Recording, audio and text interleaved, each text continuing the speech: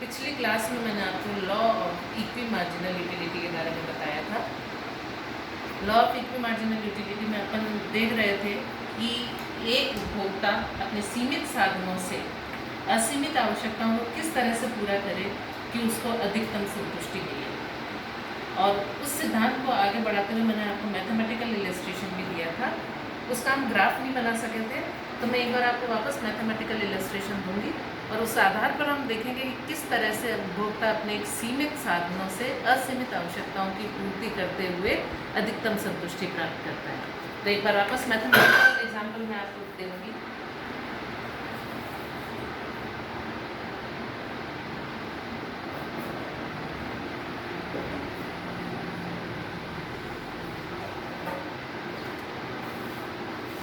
एक उपभोक्ता दो वस्तुएं क्रय कर रहा है, एक्स और वाई। तो मार्जिनल यूटिलिटी ऑफ एक्स और मार्जिनल यूटिलिटी ऑफ वाई दी हुई है और ये है units.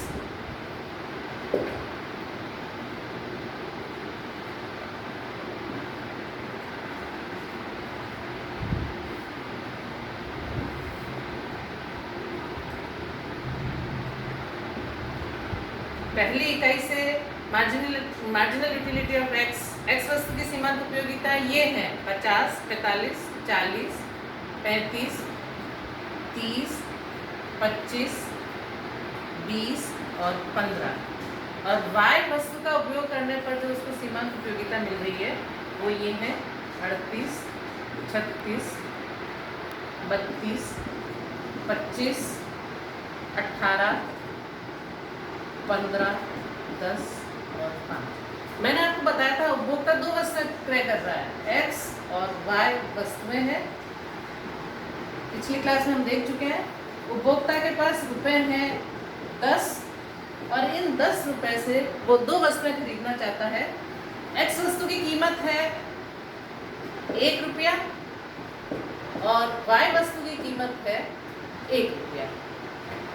Law of equi marginal utility ये कहता है कि एक उपभोक्ता दो वस्तुओं पर अपनी 10 रुपए को इस तरह से व्यय करे कि उसको अधिकतम संतुष्टि मिले और व्यय की अंतिम इकाई से प्राप्त सीमांत उपयोगिता बराबर हो। तो पहला रुपया वो एक्स वस्तु पर व्यय करेगा, दूसरा एक्स पर करेगा क्योंकि मार्जिनल यूटिलिटी इसकी ज़्यादा है, तीसरा भी एक्स पे करेगा, चौथा रुपया वो वाई पे करेगा, पांचवा वाई पे करेगा क्योंकि यहाँ 36 है, यहाँ 35 है, छठा रुपया वो एक्स पे करेगा, सातवां वाई पर, आठवां एक्स पर, नवा वाई पर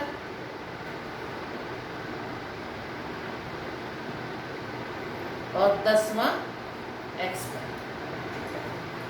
तो व्यय की अंतिम इकाई से यानी 6 रुपए उसने एक्स पर व्यय किए और 4 रुपए वाई पर व्यय किए, तो अंतिम इकाई जो चौथा रुपया उसने एक्स पर खर्च किया और जो छठा रुपया उसने एक्स पर खर्च किया और जो चौथा रुपया उसने वाई पर खर्च किया वो सीमांत उपयोगिताएं बराबर है, 25-25 के बराबर है, तभी उसको अधिकतम संतुष्टि मिलेगी। और ये देखिए आप मार्जिनल यूटिलिटी ऑफ एक्स और मार्जिनल यूटिलिटी ऑफ वाई हमें ये बता रही है कि सीमांत उपयोगिताएं घटती जाती है, जैसे जैसे वस्तु की मात्रा बढ़ाते हैं उससे प्राप्त होने वाली सीमांत उपयोगिता घटती जाती है। अब हम ये देखेंगे कि इस तरह के व्यय से उसको अधिकतम संतुष्टि क्यों मिल रही है। यानी इस स्थिति में वो 6 रुपए एक्स वस्तु पर और 4 रुपए वाई वस्तु पर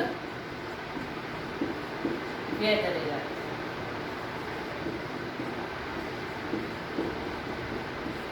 तो ऐसी स्थिति में उसको जो उसको उपयोगिताएं मिल रही है, कुल उपयोगिता उसकी हो जाएगी 6 रुपए एक्स पर व्यय करने पर 50, 45, 40, 35, 30 और 25। ये मिलके हो गई आपके 225।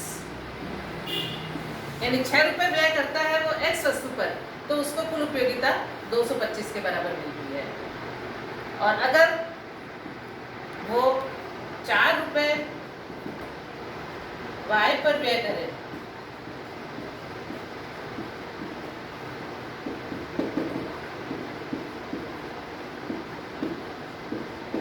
तो उसको कुल उपयोगिता मिली 38, 36, 32 और 25, यानी कुल उपयोगिता हो गई इसकी 131, 131। तो इस तरह से अगर वो 6 रुपये x पर और 6x + 4y की स्थिति में कुल उपयोगिता हो गई 225 + 131 यानी 356, और ऐसी स्थिति में उसकी कुल उपयोगिता अधिकतम होगी। ये कैसे अधिकतम होगी, इसे सिद्ध करने के लिए हम देखेंगे कि अगर वो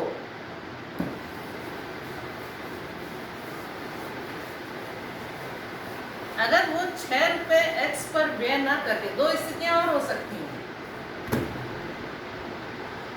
अगर वो 6x पर ना करके 5 रुपये x पर व्यय करे,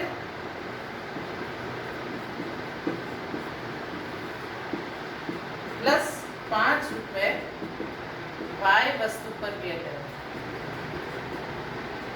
तो कुल उपयोगिता कितनी मिलेगी आप देखिए। इधर 5 रुपये करेगा तो 50 + 45 + 40 + 35 + 30, यानी ये आपका हो जाएगा, इसका टोटल होगा आपके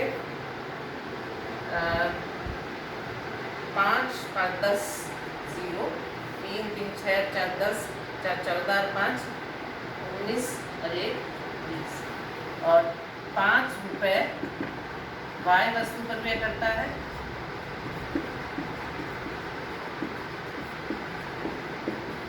तो कुल उपयोगिता 38 + 36 + 32 + 25 + 18, तो ये आपको हो जाएगा 8 + 5 13 14 15 15 8 6 21 और 8 29 का 9 2 और 1 3 2 5 6 7 8 8 और 3 11 11 और 3 14 149 और ये हो गया आपका 149 प्लस ये आपके 149 हो गया ना, तो 200 + 149 यानी 349, तो ये आपके 349 356 से कम है 349। और अगर दूसरी स्थिति हम देखें तो दूसरी स्थिति है, ये तो पहली स्थिति हो गई, दूसरी स्थिति है कि अगर वो 7 रुपये, ये सेकेंड कंडीशन है, 7 रुपये x पर, 6 की जगह x को 1 बढ़ा दे और 3 रुपये y पर व्यय करे, तो स्थिति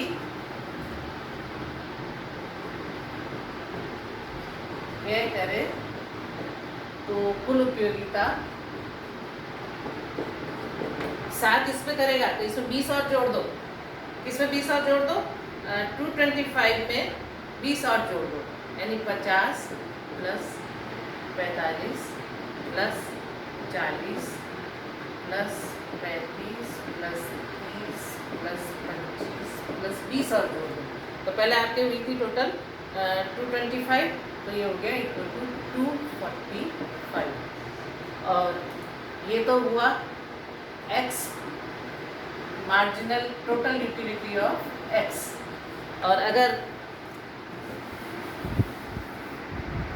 3 रुपये वो y पर व्यय करता है तो 38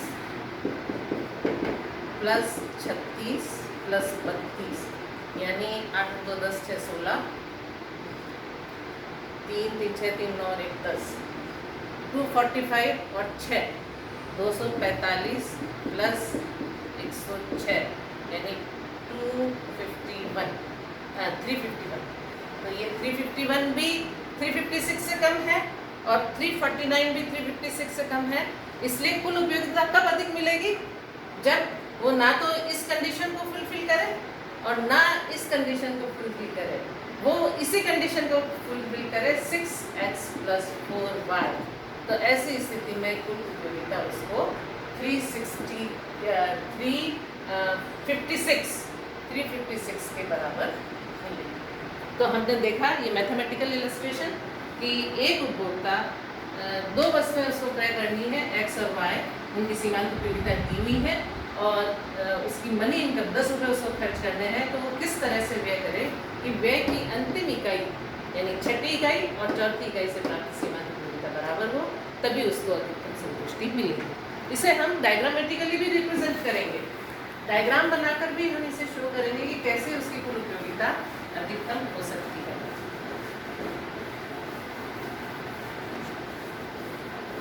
तो माइक्रो इकोनॉमिक्स में दो चीज़ें हैं। पहले आप सिद्धांत देखिए, सिद्धांत क्या है, law of equity marginal utility क्या है, किसे कहते हैं, सिद्धांत हो गया, उसका अर्थ हो गया, उसकी मान्यताएं हो गई। फिर आपका अगला स्टेप है मैथमेटिकल इलस्ट्रेशन और फिर उसका ग्राफिकल रिप्रेजेंटेशन। तो हम इसका ग्राफ बनाएंगे, marginal utility of x and marginal utility of y, हमने वाई एक्सिस पर लिए और इधर हमने लिए यूनिट्स। ठीक है, अब हमारे पास है 50 तक की यूनिट्स हैं, 10, 20, 30, 40, 50 और इधर है आपके पास 8 यूनिट्स हैं, 1, 2, 3, 4, 5, 6, 7, 8। आप एक्स पर पहली इकाई से आपको 50 इकाई के बराबर मिल रहा है, फिर 45, 10, 20, 30, 40 और 50, तो 45 का मिल रहा है दूसरी इकाई पर, दूसरी इकाई पर 45 हो गया, तीसरी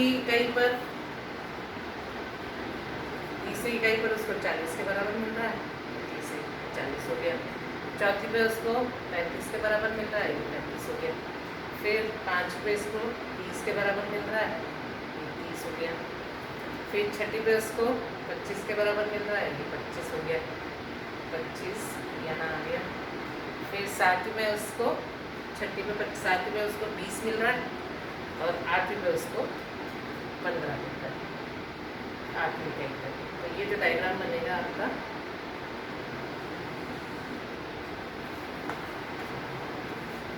इन सारे बिंदुओं को मिलाओगे तो आपका डायग्राम बन जाएगा।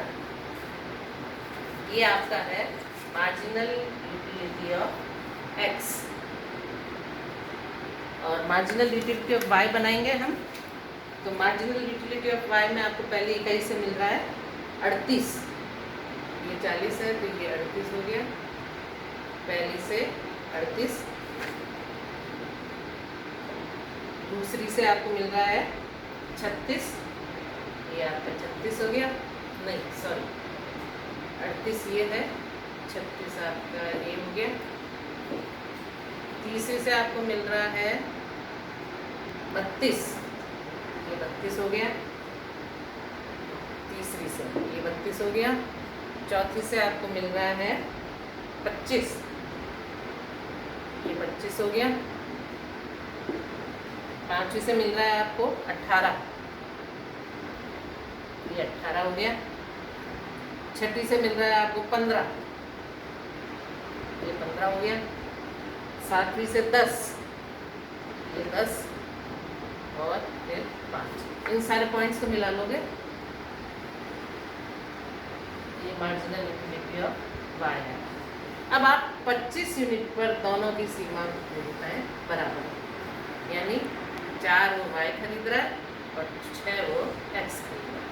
तो ऐसी स्थिति में उसको कुल उपयोगिता अधिकतम मिलती है CH, E और B। अगर वो 6 इकाई x पर खर्च करता है 0 से 6, तो उसको इतनी उपयोगिता कुल उपयोगिता मिल रही है, और अगर वो 4 इकाई y पे खर्च कर रहा है तो C बिंदु पर वो मिलेगा। अगर हम ये कहते हैं कि वो 3 इकाई y पर इसकी एक इकाई कम कर दी और इसकी एक इकाई बढ़ा दी और 7 इकाई 7x + 3y, इसका मैंने आपको एग्जांपल दिया था। तो ऐसी स्थिति में ग्राफिकली भी हम देखेंगे कि उसकी कुल उपयोगिता कम हो जाएगी।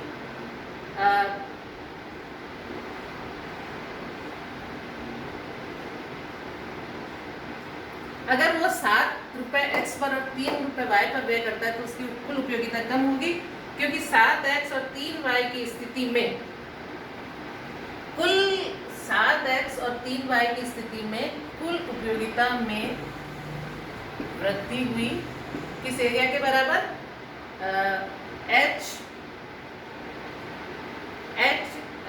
G F या यूं कह दो EFGH टोटलिटी में वृद्धि हुई क्षेत्र EFGH के बराबर और टोटल यूटिलिटी में कमी हुई B और A B C B क्षेत्र के बराबर कमी। अब हम यहाँ ये कहेंगे कि क्योंकि A B C D is greater than E F G H, तो इसलिए कमी ज़्यादा है वृद्धि से। मतलब ये जो एरिया बड़ा है वो ज़्यादा है और ये जो घटा है, जो एरिया बड़ा है वो कम है और जो घटा है वो ज़्यादा है। तो कमी ज़्यादा हुई है, वृद्धि कम हुई है। इसलिए ऐसी स्थिति में जबकि वो 7x और 3y खर्च करता है तो उसकी कुल उपयोगिता कम होगी। उसकी कुल उपयोगिता अधिकतम कब होगी? अधिकतम तभी होगी जब 6x + 4y करता है। तो law of equi marginal utility ये कहता है कि एक उपभोक्ता दो वस्तुओं पर इस तरह से व्यय करे कि व्यय की अंतिम इकाई से प्राप्त सीमा उपयोगिता बराबर। डायग्रामेटिकली और मैथमेटिकली हमने इसको प्रूव कर दिया है। नेक्स्ट हम अगली क्लास में